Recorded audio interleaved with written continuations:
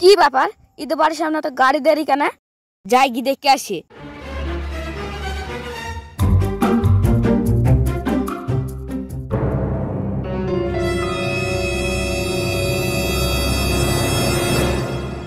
কি হইলো দাদা? এই তুই তো বাড়ি এত মোটরসাইকেল কেন? কে এসছে? কেন দাদা, তুমি জানো না নাকি আমার বোনকে আমার বোন নাই দেখতে?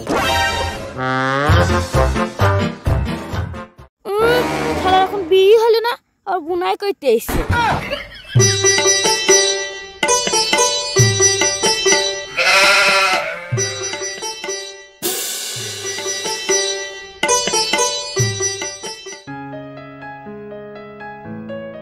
আচ্ছা বিয়াই তাহলে আসছে।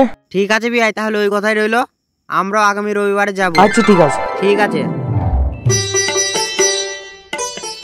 আচ্ছা তাহলে এই ব্যাপার আমি দেখছি। বিয়াই তাহলে সাবধানে যাবেন। ঠিক আছে বিয়াই। ঠিক আছে।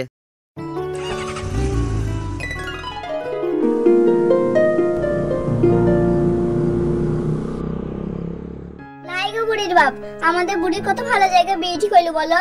ছেলে চাকরি করে। হ্যাঁ তুমি ঠিকই বলেছো, আল্লাহর আশীর্বাদে একটা ভালো দেখে ছেলে পেয়ে গেলাম। তা বুড়িকে একবার জিজ্ঞেস করলে ভালো হতো না? তুমি ঠিকই বলেছো, তাইলে বুড়িকে একবার ডাকি। বুড়ি, ও বুড়ি বাইরে আই তো। হ্যাঁ মা, কি বলছো বলো। এ দা তোর আব্বা কি বলছে দেখ। ঠিক আছে মা, যাচ্ছি। হ্যাঁ আব্বা কি বলছো বলো। ছেলে তো ভালোই দেখলাম, তা তোর পছন্দ? তোমার তোমাদের পছন্দতেই আমার পছন্দ।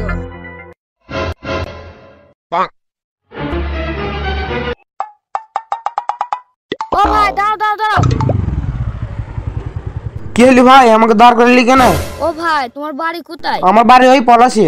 মেয়ে খুব ভালো ভাই, তোমরা ভালো মেয়ে পেয়েছো। মেয়ে সবই ভালো ভাই, কিন্তু আগের স্বামীটা খারাপ ছিল, ওই মদ খেত। হ্যাঁ আগের স্বামী মানে? মেয়ে কি দোষ বেরিয়েছিল নাকি? হ্যাঁ ভাই, মেয়ে দুধ বেড়ে, কিন্তু মেয়েটা খুব ভালো। সে ভাই মেয়ে যত ভালোই হোক, দোষ বেরিয়ে মেয়ের সাথে আমার ছেলের জীবনে বিয়ে দেবো না। এ দেখো ভাই তুমি থাকো, আমি চললাম। আব্বা আমি ওই মেয়েটাকেই বিয়ে করবো। এই চুপ, দেশের কি মেয়ে অভাব পড়ে গেছে যে ওই মেয়েকে বিয়ে করতে হবে? ওর থেকে ভালো মেয়ে দিকে তো বুঝছো বাচ্চো। আমারও শুধু তাহলে কাজ হইলো, যাই বাড়ি যাই। কি বলো জেসমিনের মা, মেয়েটা তাহলে আমাদের পার হয়ে গেল। হ্যাঁ গো তুমি ঠিকই বলছো, মেয়ে তাইলে আমাদের খুব ভালো জামাই পাইলো। কি ব্যাপার, এত রাতে ঘটক সাহেব ফোন করছে কেন? দেখি তো তুইলে। হ্যালো, হ্যাঁ ঘটক সাহেব বলেন। তোমার মেয়ের এখানে বিয়ে হবে না। কেন? কে যেন কাঠি করেছে, তোমার মেয়ে দোষ বেড়ি। হ্যাঁ না নাই হ্যাঁ। আমার এত বড় সর্বনাশ কে কইলো? হায় আল্লাহ, কি হইলো? কি হলো জেসমিনের আব্বা? দাঁড়াও আগে শুনি তারপর বলছি। অত শত বুঝিনি ভাই, তোমার মেয়ের সাথে ওর ছেলের বিয়ে দেবে না।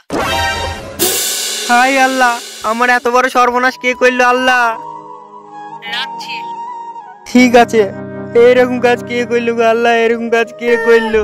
আল্লাহ এত বড় সর্বনাশ কে করলো আমাদের? আল্লাহ কত সাহায্য করে মেয়েটার বিয়ে দেবো ভেবেলাম। আল্লাহ। আব্বা মা তোমরা তো কান্দাকাটি করছো, কি হয়েছে?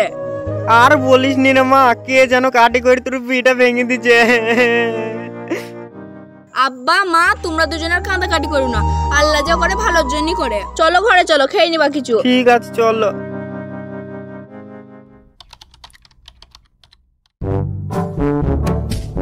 ও রায়ন ভাই বাড়িতে আছো? হ্যাঁ আমিন ভাই বলো, কিছু বলবা?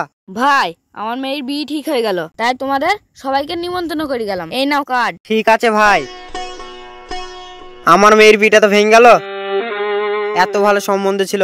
ঠিক আছে ভাই, তোমার মেয়ের বিয়েতে আমি যাবো। ঠিক আছে ভাই, তাহলে আমি আসছি। ঠিক আছে ভাই।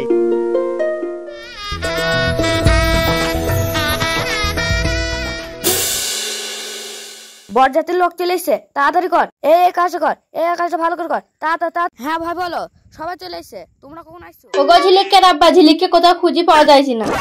দেখো কোনো ঘরে মনে হয় বসে আছে। আরে নেয় বলছি, সব ঘর খুঁজে শেষ, কোনো ঘরেই নাই। কি বলছিস তুই? হ্যাঁ গো। আব্বা আব্বা দিদির ঘরে চিঠিটা পড়েছিল। চিঠির কি লেখা আছে? আব্বা মা, তোমরা সবাই ভালো থেকো। আমি আমার মনের মানুষের সাথে বাড়ি ছেড়ে চলে গেলাম। কি হলো ঝিলিকের আব্বা? কি হলো ঝিলিকের আব্বা, তোমার কি হলো? হায় আল্লাহ, আমার কি বড় সর্বনাশ হয়ে গেল। আরে কি হয়েছে সেটা তো বলো। আমার সব শেষ। এবার আমি সমাজে মুখ দেখাবো কি করি? হায় আল্লাহ, আমার এ কি হইল গো? আরে কি এমন সর্বনাশ হলো তোমার তাই মুখ দেখাতে পারছো না? আর বলিসনি, তোর মেয়ে বেরিয়ে গেছে। সব বন্ধুরা, কথায় আছে না, অন্যের ক্ষতি করলে কোনো না কোনো দিক দিয়ে আল্লাহ তার ক্ষতি করাবেই।